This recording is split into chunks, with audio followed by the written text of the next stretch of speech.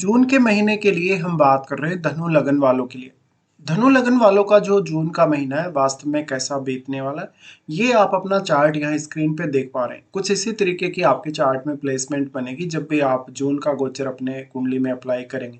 ये वीडियो लगन के हिसाब से ही है, तो आप लगन के हिसाब से ही फॉलो करें तो ज़्यादा अच्छा रहेगा। यहाँ पे देखिए आपको इन प्लेसमेंट में जो कुछ कहीं न कहीं आगे-पीछे अगर कोई गोचर वगैरह होने वाला है, तो वो भी देखने को मिलेगा, हालाँकि वो मंथ के मध्य में होगा। लेकिन ज़्यादातर केस में जो प्लेसमेंट आपको नज़र आ रही है, वहीं की वहीं प्लेसमेंट रहेगी। इसके अलावा सबसे पहले हम आगे बढ़ने से पहले देख लेते हैं ग्रहों की गोचर स्थिति यहाँ कैसी रहने वाली, कौन-सा ग्रह कहाँ-कहाँ गोचर कर रहा है और कब-कब। इसके साथ फिर हम कुंडली के हिसाब से आगे बढ़ेंगे, कुंडली में जो आपको प्लेसमेंट नज़र आ रही है, उनका वास्तविक रिज़ल्ट आपके लिए कैसा रहेगा, उसको हम जानेंगे।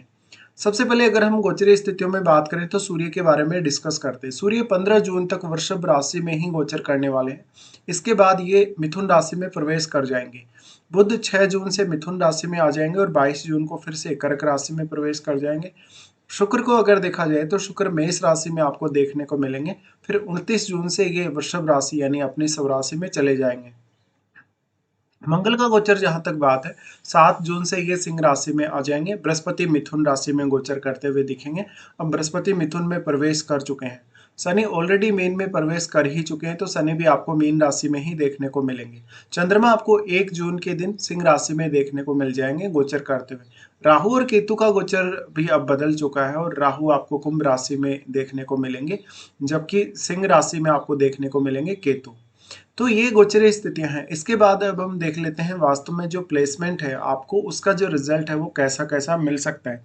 देखिए ये जो गोचरीय स्थितियाँ हैं इनको जानना हमारे लिए काफ़ी ज़्यादा महत्वपूर्ण हो जाता है, जब भी हम गोचरीय स्थितियों के अनुसार हमारा जो रिज़ल्ट है उसकी चर्चा करते हैं।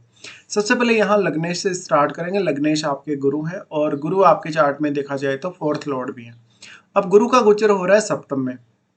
सप्तम का जो गुरु रहेगा वो आपके मान-सम्मान और प्रतिष्ठा को बहुत ज़्यादा बढ़ाएगा, लीडरशिप की अच्छी क्वालिटीज़ देगा, आपके पढ़ने-लिखने के लिए या आपकी अंतर्दृष्टि या आपके आत्मज्ञान के लिए ऐसा गुरु आपको काफ़ी सपोर्ट करेगा और इस मंथ में तो यहाँ गुरु-बुध का युति भी बनने वाला है। ये युति आपको काफ़ी फ़ेवरेबल होगा, क्योंकि ये ज्ञान के मामले में और लाइफ़ में सही डिसीज़न लेने के मामले में आपके लिए अत्यधिक फ़ायदेमंद है। यहाँ आप देखिए कि सप्तम भाव में कोई अन्य ग्रह स्थित है या नहीं, क्योंकि जब इस तरीके से ग्रह गोचर करेंगे सप्तम में से, तो दूसरे जो ग्रह आपके चार्ट में जन्म के समय यहाँ सप्तम में होते हैं, उनके साथ इनकी युति बनेगी। युति बनने से कहीं न कहीं सम्मिलित रूप से दोनों का ही प्रभाव आपको देखने को मिलेगा। हालाँकि आप अपनी महादशा को भी वर्तमान में ज़रूर चेक करिए। अब देखिए गुरु यहाँ प्लेस्ड हैं, तो ये कहीं न कहीं पार्टनर से सहयोग दिखाता है, पार्टनर से कुछ अच्छी गाइडेंस वगैरह दिखाता है और जिन लोगों का मैरिज अटका हुआ है, एंगेजमेंट वगैरह अटकी हुई है, उनके लिए भी कार्य आगे बढ़ेंगे। गुरु यहाँ है तो बेसिकली अपने पार्टनर पे डिपेंड रह के आप कोई काम करें या उनकी एडवाइस लेके या उनके साथ पार्टनरशिप वगैरह करके काम करें, तो ज़्यादा अच्छा कर सकेंगे। इसके साथ-साथ वास्तव में आप खुद को जानने में, खुद को पहचानने में थोड़े ज़्यादा सक्षम होंगे। ऐसा गुरु आपके बिज़नेस में काफ़ी ग्रोथ लाएगा, नए लोगों से आपको कनेक्ट करेगा और बहुत सारे विचार, जो नए तरीके के बिल्कुल विचार रहेंगे, जो इनोवेटिव आइडियाज़ रहेंगे, वो आपको गुरु देगा और आपको गुरु ये आभास करवाएगा कि वास्तव में आप कहाँ गलत हैं, कहाँ सही हैं। अब आप अपने लगन में बैठे हुए ग्रह को भी ज़रूर देखिए, क्योंकि उस ग्रह का प्रभाव भी यहाँ गुरु के गोचर की वजह से पड़ेगा ही पड़ेगा। वो ग्रह भी यहाँ आपके सप्तम भाव पे एस्पेक्ट कर रहा है और गुरु भी आपके लगन पर एस्पेक्ट कर रहे हैं। अगर हम गुरु के लगन पर एस्पेक्ट और बाकी भावों पर एस्पेक्ट्स की बात करेंगे, तो सबसे पहले इनका 5वां जो एस्पेक्ट आएगा, वो आपके 11वें भाव पे आएगा। 11वें भाव पर जब इस तरीके से गुरु दृष्टि डाल रहे हैं, तो मान-सम्मान और प्रतिष्ठा में तो वृद्धि होती है, जातक को निर्णय लेने के मामले में और दूसरों से बेहतर कनेक्टिविटी के मामले में बहुत बढ़िया रिज़ल्ट मिलते हैं। अब ये जो भाव है वो शुक्र का घर है। शुक्र का घर होने की वजह से यहाँ गुरु आपको बहुत सारे नए-नए इनकम सोर्सेज़ या नए-नए इनकम आइडियाज़ दे सकते हैं। बहुत अच्छे-अच्छे लोगों से, बहुत पढ़े-लिखे लोगों से गुरु आपको कनेक्ट करेंगे। आपका अगर खुद का कोई बिज़नेस है या बिज़नेस में कोई पार्टनरशिप है, तो बिज़नेस की ग्रोथ होने की संभावना वैसे भी बढ़ जाती है। अब लेकिन यहाँ ड्यूअल साइन में गुरु रहने वाले, ड्यूअल साइन में रहने की वजह से आप हमेशा सिक्के के दोनों पहलुओं पर एक ही साथ विचार कर सकेंगे। गुरु का एस्पेक्ट जो आपके 11th हाउस पर है, आपको कुछ एक्स्ट्रा इनकम सोर्सेज के मामले में सपोर्ट करेगा। अब आप देखिए कि 11वें भाव में कोई भी प्लेनेट स्थित है या नहीं। अगर मान लो गुरु का ही कोई मित्र ग्रह यहाँ है आपके चार्ट में, तो फिर ये महीना आपके लिए आर्थिक रूप से और भी ज़्यादा अच्छा साबित होगा।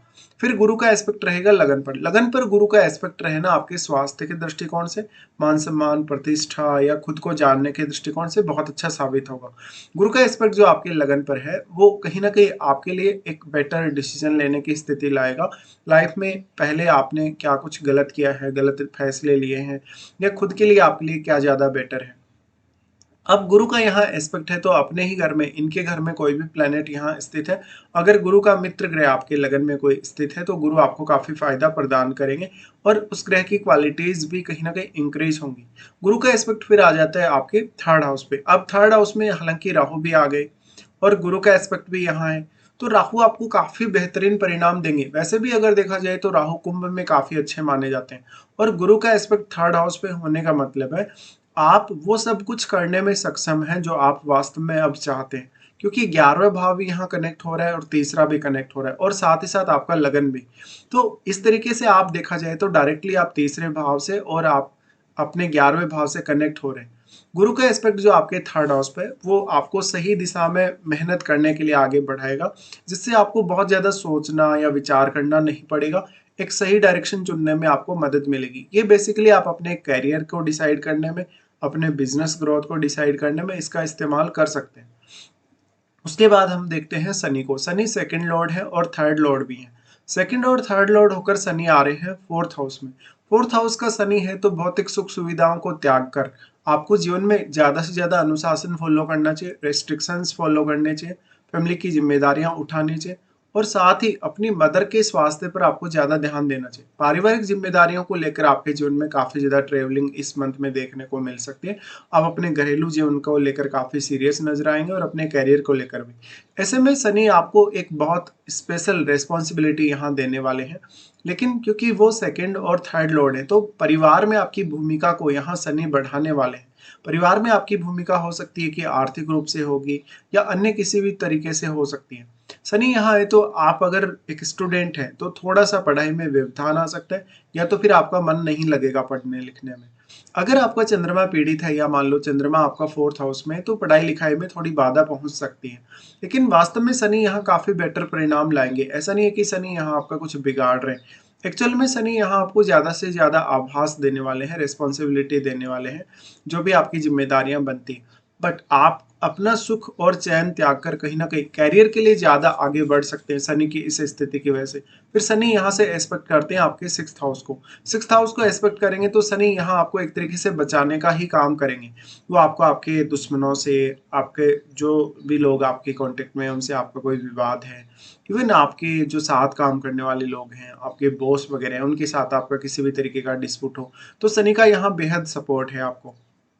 फिर शनि का यहाँ सपोर्ट है तो बेसिकली ये आपके हार्डवर्क में भी आपको मदद करेगा। कोई भी प्रकार की कॉम्पिटेटिव स्थिति बन रही है आपके जीवन में, कोई भी प्रकार का बहुत बड़ा रिस्क बन रहा है, ऐसी कंडीशन में भी शनि का सपोर्ट है आपको। शनि का फिर एस्पेक्ट है टेंथ हाउस पे। टेंथ हाउस पे शनि का एस्पेक्ट बहुत ज्यादा अच्छा साबित होगा। जिन लोगों का जॉब वगैरह है उनको सबसे ज्यादा फायदा मिलेगा। जॉब में प्रमोशन वगैरह होना, कुछ नई जिम्मेदारियां मिलना, ये संभावित है। इसके साथ साथ अगर देखा जाए तो यहाँ फिर शनि का एस्पेक्ट है लगन पर। लगन पर शनि का एस्पेक्ट होने की वजह से डिसिप्लिन ऐसा शनि आपके अंदर लाएगा, साथ ही साथ थोड़ा सा एकाकीपन भी लाएगा। तो आपको यहाँ रिश्तों में थोड़ी सी प्रॉब्लम्स आ सकती हैं। उसके बाद हम आ जाते हैं पंचम भाव पे। पंचम भाव के स्वामी मंगल है। मंगल का गोचर देखेंगे तो मंगल नवम भाव में ट्रांजिट कर रहे हैं, तो ये इनका जो फेज होगा ट्रांजिट वाला, ये अब आपके लिए हायर एजुकेशन के हिसाब से, लॉन्ग डिस्टेंस टूर के हिसाब से बहुत अच्छा होगा।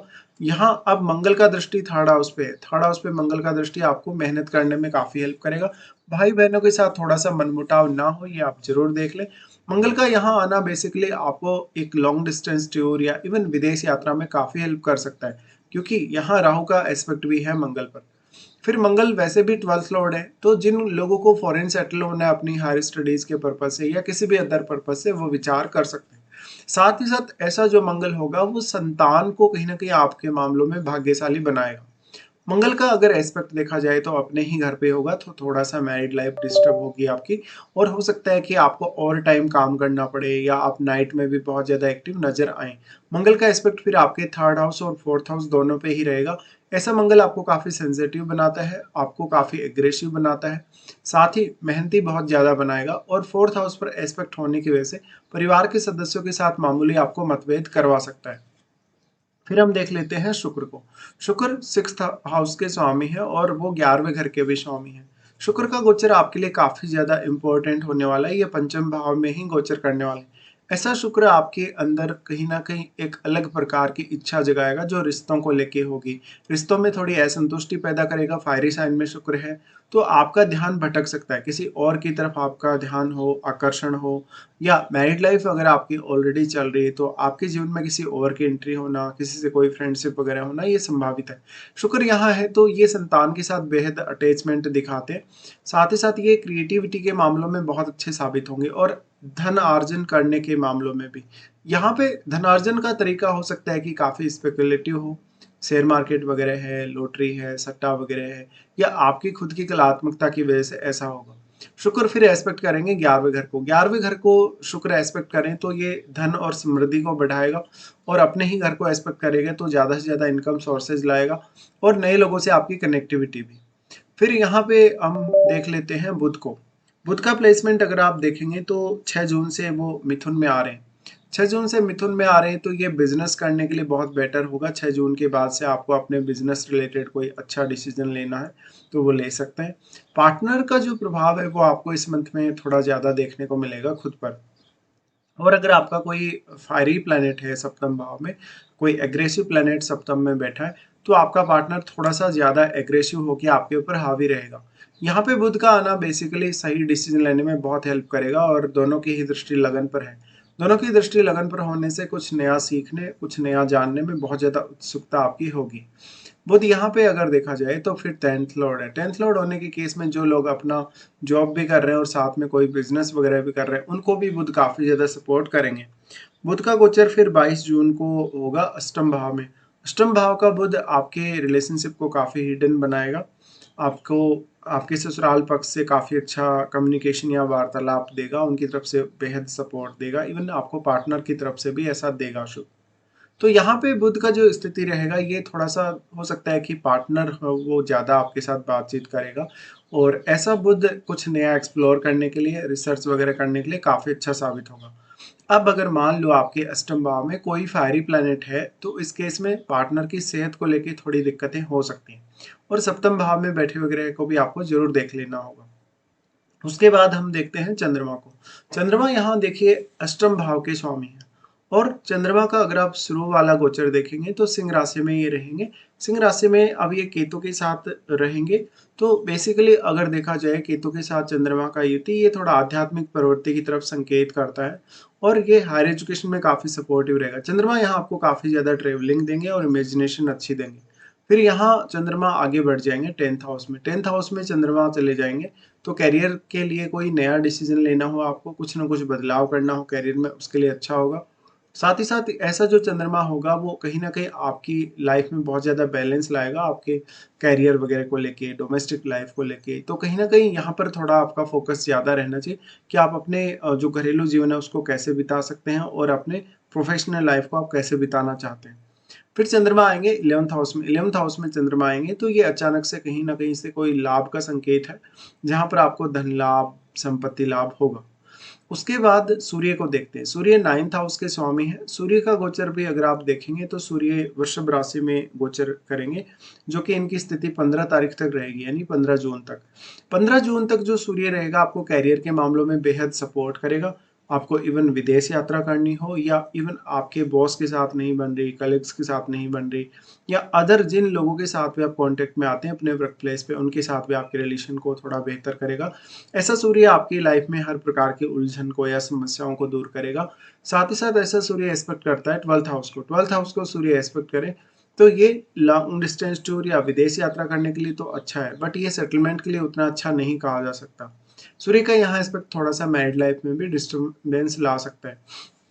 उसके बाद हम आगे बढ़ जाते हैं और अब देख लेते हैं यहाँ पे जो राहु और केतु का चेंज हुआ है।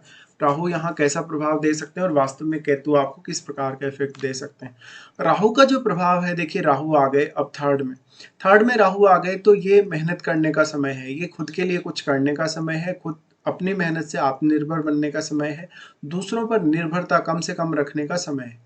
जिन लोगों का मैरिड लाइफ में इश्यू चल रहा है, तनाव चल रहा है, सेपरेशन चल रहा है, डिवोर्स चल रहा है, उनके लिए भी अपने इस प्रकार की स्थिति से बाहर निकलना आवश्यक है। तो कुछ साहसिक कदम उठाइए। राहु थर्ड हाउस में है तो कम्युनिकेशन को मजबूत करेंगे, आपको हर कंडीशन से लड़ने की क्षमता प्रदान करेंगे। यहाँ राहु का एस्पेक्ट आ जाता है सप्तम पे। सप्तम पे राहु का एस्पेक्ट बहुत ज़्यादा फेवरेबल होगा, क्योंकि ऐसा राहु आपको बिजनेस के मामलों में सपोर्ट करेगा। हाँ, थोड़ा सा पार्टनर से एक्सपेक्टेशन ज़्यादा ही देता है, बट यहाँ उतना ज़्यादा मतभेद होने के चांसेस नहीं है। पर अगर आपके यहाँ कोई बहुत एनर्जेटिक प्लैनेट है सप्तम भाव में, तब इसके चांसेस थोड़े ज़्यादा बढ़ जाएंगे। फिर राहु का एस्पेक्ट है नवम पे। नवम पे राहु का एस्पेक्ट यानी लंबी दूरी की यात्रा और हायर एजुकेशन में बहुत अच्छा करेगा। यहाँ पे हो सकता है कि आप अपने विचारधारा को लेके, धार्मिक विचारों को लेके या कुछ न कुछ ऐसी बातों को लेके थोड़े सहमत ना हो। यहाँ पे राहु का एस्पेक्ट है तो ये कुछ नया सीखने, एक बहुत ज़्यादा डेडिकेशन लाने अपने हायर स्टडीज़ वगैरह में या अपने कोई भी प्रकार के कार्य क्षेत्र में, उसके लिए काफ़ी अच्छा होगा। राहु का एस्पेक्ट नवम भाव पर है तो हायर एजुकेशन के लिए विदेश जाने वालों को बेहद सपोर्ट करेगा और विदेश में आप सेटल भी हो सकते हैं। फिर इनका एस्पेक्ट आ जाता है 11th पे। 11th के ऊपर जो अगर राहु का एस्पेक्ट देखा जाएगा, ये आपके लिए नए इनकम सोर्सेज लाएगा, आपके मन में से भय को हटाएगा और कहीं ना कहीं काफी तेजी से सक्रिय होने के लिए प्रेरित करेगा। राहु का एस्पेक्ट जो 11th पर है वो नए नए इनकम सोर्सेज के माध्यम से आपको आर्थिक रूप से बेहद अच्छी स्थिति को दिखाता है। अब हम देख लेते हैं कौन कौन से अच्छे दिन है इस मंथ में आपके लिए, जून के महीने में, और कौन कौन से कुछ खराब दिन भी आपके लिए हैं। देखिए, सबसे पहले अगर अच्छे दिनों में देखा जाए तो 1 से 3 तारीख तक, 6 से 8 तारीख तक और 11 से 15, ये दिन बेहद खास है। अगर मान लो आपका कोई भी काम नहीं बन रहा, किसी भी काम में आपको बहुत ज़्यादा रुकावट आ रही है, समस्या आ रही है, तो आप अपने कार्यों को इन दिनों में प्लान ज़रूर कर सकते हैं। उसके बाद देख लेते हैं कौन-कौन से कुछ डिस्टर्बेंस वाले दिन रहेंगे। सबसे पहले चंद्रमा का जब उच्च की स्थिति बनेगा, वृषभ राशि में ये आएँगे 22 और 23 को।